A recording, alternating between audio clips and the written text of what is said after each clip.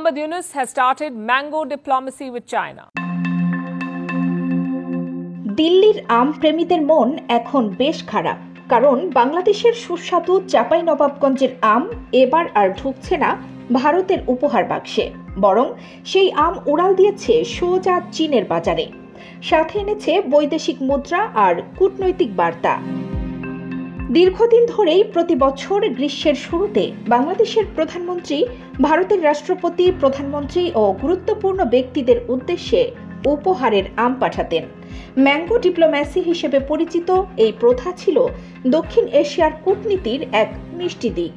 কিন্তু ২৪-এর ৫ আগস্টের পর সময় বদলেছে। ২০২৪ সালের জুলাইয়ে চীন বাংলাদেশ থেকে সরাসরি আম আমদানির অনুমতি দেয়। ২০২৫ সালের জুনে সেই রপ্তানি বাস্তবে রূপ নেয়। চাঁপাইনবাবগঞ্জের বাগান থেকে আসা সেরা মানের ৩ টন আম সরাসরি পৌঁছে চীনের চাংশা শহরে, যেখানে কাস্টমস বলেছে নো ইস্যু, পারফেক্ট কোয়ালিটি। ভারতের কিছু সংবাদ মাধ্যমে বিষয়টি নিয়ে ইতোমধ্যে হতাশার ইঙ্গিত পাওয়া যাচ্ছে, কারণ চীন এখন কেবল বাংলাদেশের আম নিচ্ছে না, নিচ্ছে পুরো মনোযোগটুকু।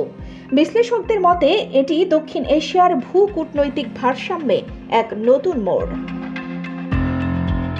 বিশ্লেষকরা বলছেন এটি হয়তো আম কূটনীতির সূচনা। কৃষিকে কূটনীতির হাতিয়ার করে এগিয়ে যাচ্ছে বাংলাদেশ। চীনের বাজারে এই শুরুটা তারই প্রতীক। বাংলাদেশের আম এবার কেবল রপ্তানি পণ্য নয়, এটি হয়ে উঠেছে রাজনৈতিক বার্তার বাহক। আর ভারতের মন খারাপ হলেও বাংলাদেশের কৃষক আর রপ্তানিকারকদের মুখে এখন মিষ্টি হাসি। কানিজ ফাতেমা, নিপা, খবর সংযোগ।